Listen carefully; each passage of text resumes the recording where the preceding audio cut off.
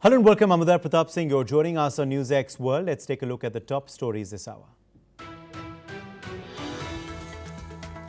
United States President Donald Trump is headed to Israel on Sunday amidst a truce and major hostage exchange deal he helped broker. He's expected to visit Jerusalem and may address the Knesset as part of the historic ceasefire between Israel and Hamas.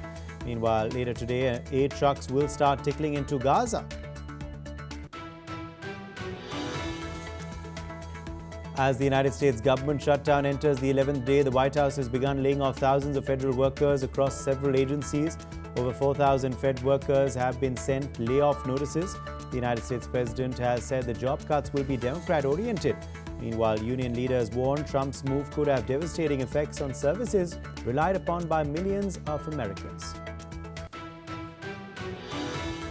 President Donald Trump has announced he will impose a sweeping 100% tariff on all imports from China effective November 1st. Trump's move comes in direct retaliation to what the White House calls Beijing's hostile restrictions on the export of rare earth minerals, while China has hit back with billions in port fees for U.S. ships docking in China.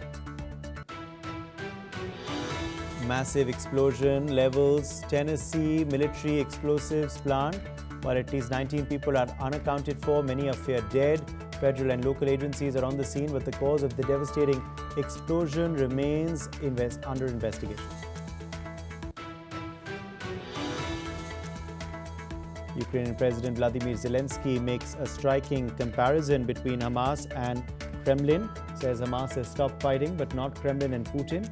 Further adding to this, he has said that Russia must be stopped by force now.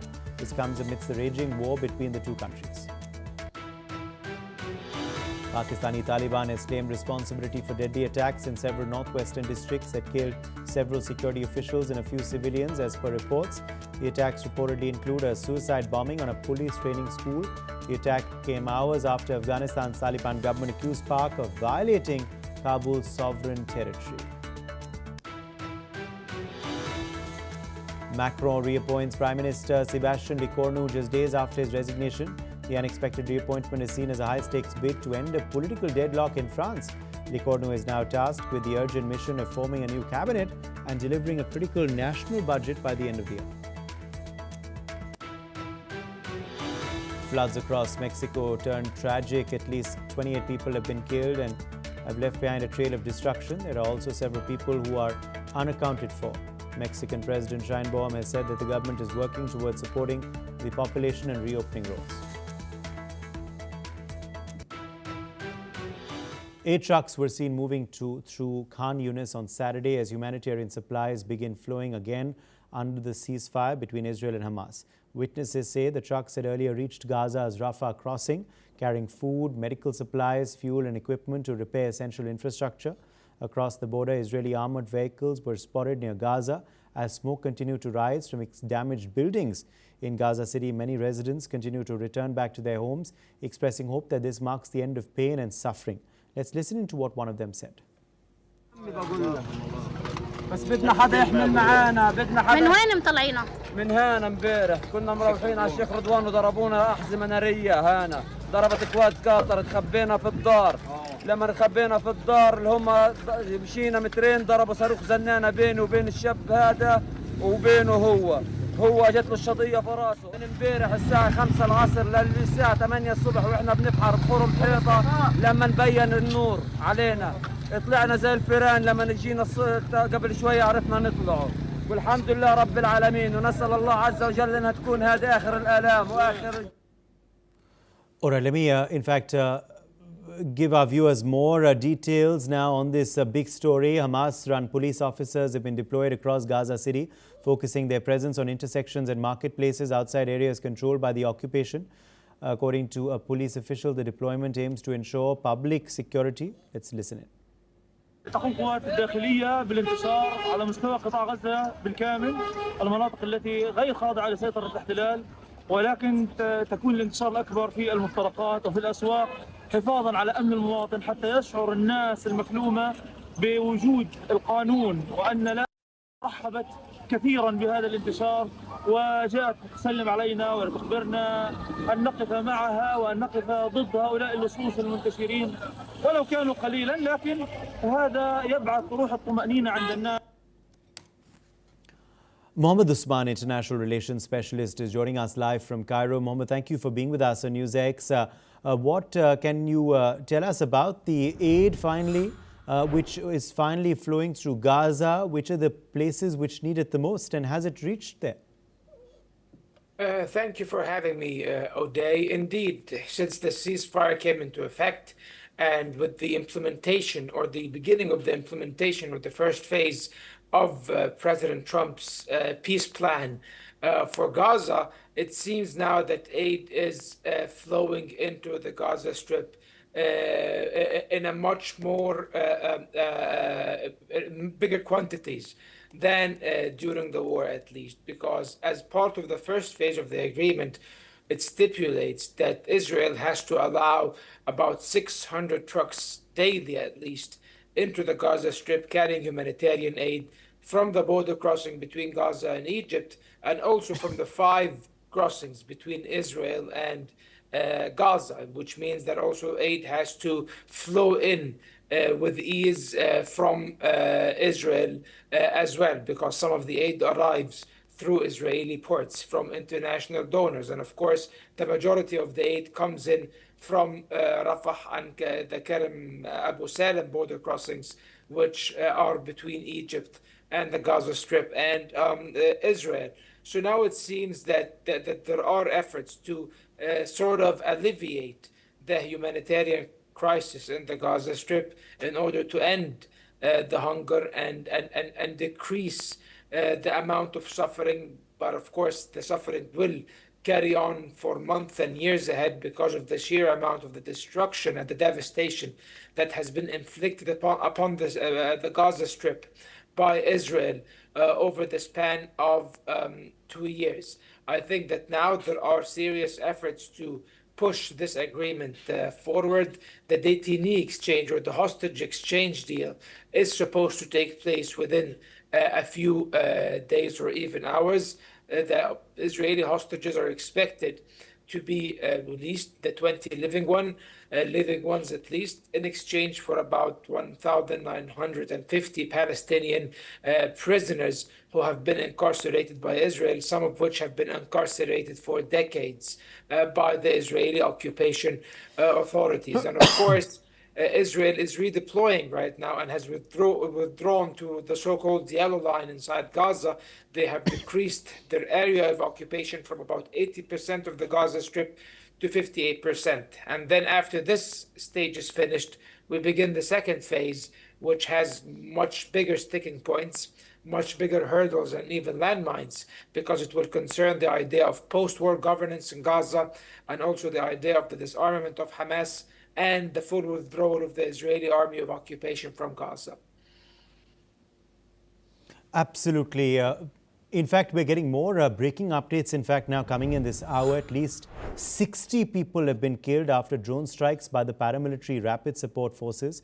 They hit a displacement shelter in the besieged city of Al-Fashir. Local activists fear the death toll could rise sharply after multiple strikes. Al-Fashir remains under siege as the RSF battles to seize the army's last stronghold in Darfur. The ongoing blockade has plunged the city into a humanitarian crisis with severe shortages of food, medicine and shelter, while relentless air and artillery strikes continue to pound civilian areas. Energy firm DTEK has said it has restored power to 240,000 families in Ukraine's Odessa region after Russia's overnight attack. This comes as authorities said that an overnight Russian attack had left parts of Ukraine's southern Odessa region without power. Authorities have added that the latest strike was to target Ukraine's energy system ahead of the winter. Moscow has targeted Ukraine's energy grid each winter since 2022, cutting power and heating to millions of households and disrupting water supply. Russia denies targeting civilians. It says Ukraine uses the energy sites to power its military sector. Mohammed Usman, International Relations Specialist, is live with us on the broadcast. Mohammed, what do you make of these targets by Russia in Odessa region of Ukraine? Once again, at the beginning of winter, Russia is carrying out a sustained campaign prior to the entry of the season of winter on Ukraine's energy infrastructure. However, this time the campaign seems to be much more effective and much larger than previous times. It started with Russia attacking the gas facilities of Ukraine, destroying or damaging about 60% of Ukraine's gas infrastructure, which of course will be detrimental to Ukraine's energy production capabilities. And afterwards, Russia proceeded to attack power plants and power substations across the country. A couple of days back, Russia, due to the Russian strikes, Kiev was the Ukrainian capital was subjected to a total blackout, and now the energy infrastructure has been taken out in Odessa. As well in southern Ukraine. So it seems that Russia, prior to winter, seeks to destroy Ukraine's energy infrastructure. Now Ukraine will have to divert what remains of its energy production to the heating of the houses in order to maintain public order and to prevent any popular upheaval within Ukrainian cities. And they will divert these energy resources from arms production, industrial institutions or establishments, basically from factories. And of course, this serves to serve Russia's overall offensive strategy in Ukraine. Russia is advancing steadily on several fronts. It is advancing in Kharkiv, in the city of Kupiansk. It is advancing in the vicinity of the cities of Pokrovsk and Konstantinivka. So Russia seeks to expand its buffer zone in the Kharkiv and Sumy regions, and also finish its mission by controlling the entirety of the Donbass, the Donetsk People's Republic, and Lugansk as well, and even further parts of Zaporozhye. So I think that Russia believes that such targeting of the Ukraine's infrastructure will serve its offensive strategy, and also it will strengthen Russia's position on the negotiating table in any future talks between Russia and Ukraine hosted by the United States. President Trump was talking about Russia, or speaking about Russia as a paper tiger. So it seems that President Putin is very eager to convince President Trump that they are an actual tiger or bear, pun intended, and not an animal made out of paper, that they are very capable of pursuing their targets, and that they are very capable of attaining their objectives through military means. And of course, this will enhance Russia's negotiating position and will place her in a position that where it can dictate its own conditions for any possible or potential settlement of the war in Ukraine. Absolutely. Appreciate you joining us, Mohammed, with your perspective on that story.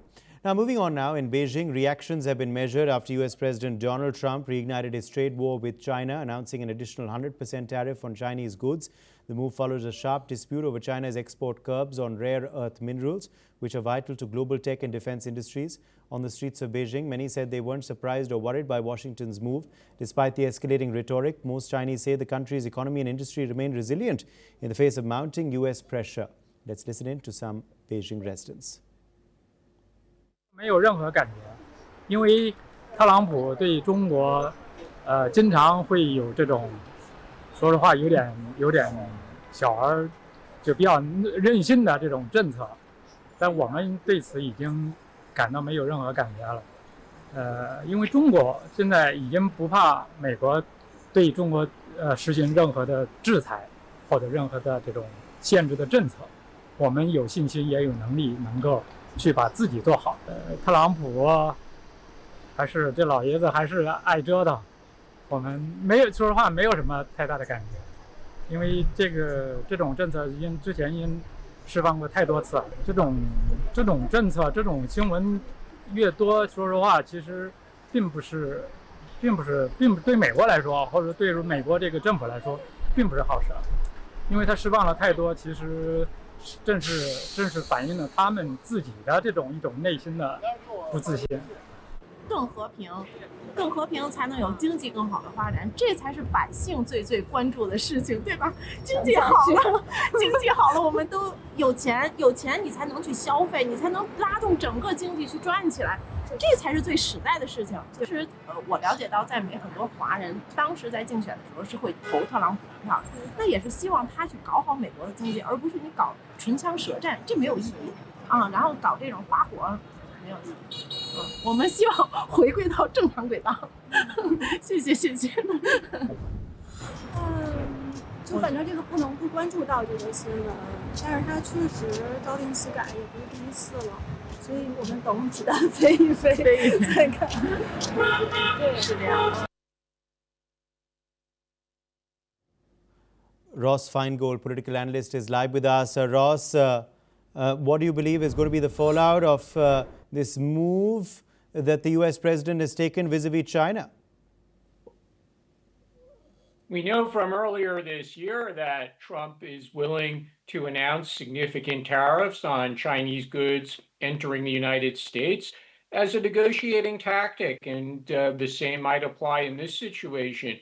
So it's certainly possible that US and Chinese negotiators will reconvene again, as they've done multiple times this year. And those meetings have had positive outcomes. They've reduced the initially high tariffs that both sides had imposed on the other. So it's certainly possible that this is once again a negotiating tactic and that the two sides will reach some kind of interim agreement.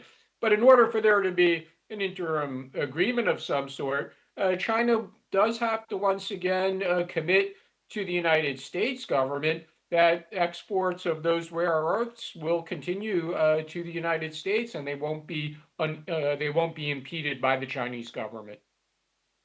All right, in further news now that we're tracking on the broadcast, Vietnam's Communist Party General Secretary To Lam and a high-level delegation has witnessed the signing of several key cooperation documents during a state visit to North Korea and attendance at the 80th founding anniversary of the Workers' Party of Korea. The agreements cover a wide range of sectors, from foreign affairs and defense to media, health and commerce. Amongst them, memorandums of understanding also were signed between the two countries' foreign and defense ministries, as well as between their news agencies and chambers of commerce. The visit highlights growing cooperation between Hanoi and Pyongyang, built on decades of friendship and shared political ties, with both sides reaffirming their commitment to expanding collaboration in trade, health, as well as cultural exchange. Ross Feingold, a political analyst, is live with us from Taipei. Ross, thank you for being with us on NewsX World. Where do you see relations between Vietnam and North Korea headed? Substantively, there probably won't be too much that comes out of this.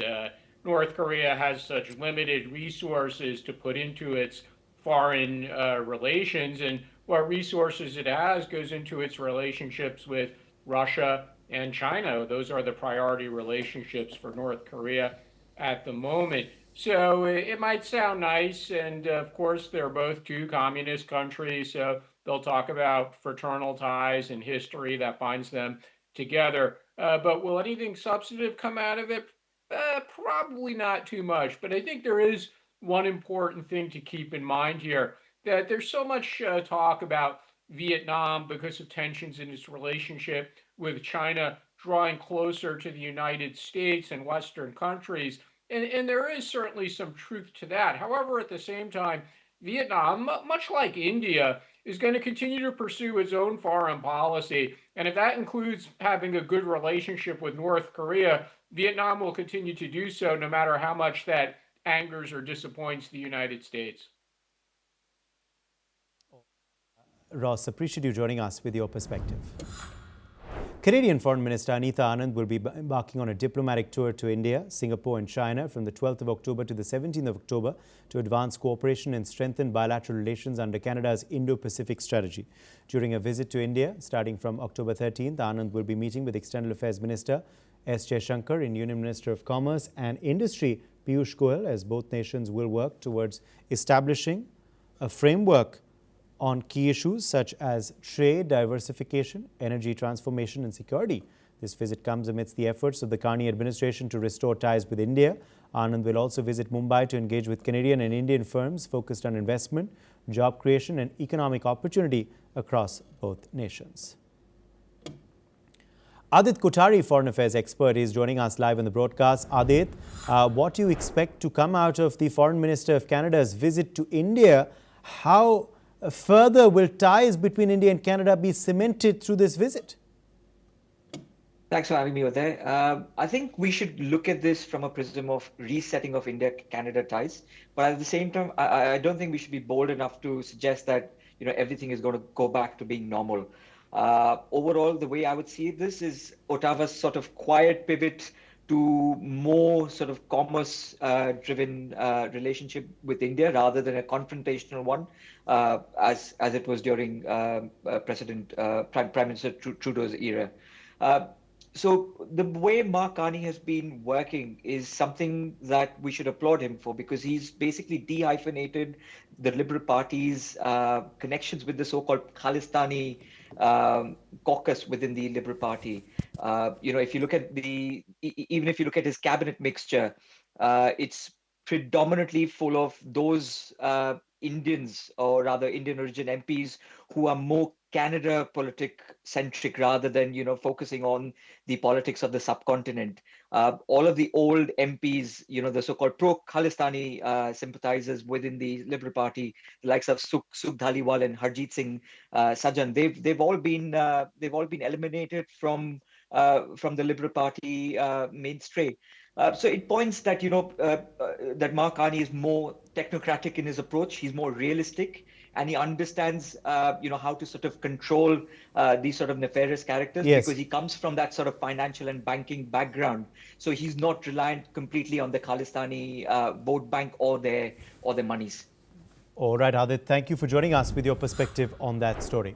Now, heavy rainfall in Mexico has left at least 28 people dead and many more missing. Downpours have triggered several landslides, cut off power in some municipalities and caused rivers to burst their banks. The Cazones River has surged suddenly, inundating approximately 35% of the city.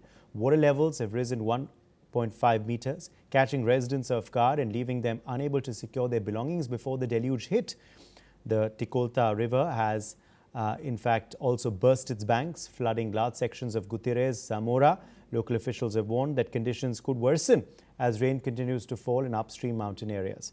The flooding has been attributed to heavy rainfall caused by a trough and tropical disturbance that brought intense precipitation to the mountainous regions of Veracruz and neighboring Puebla state, sending massive amounts of water downstream into populated areas too.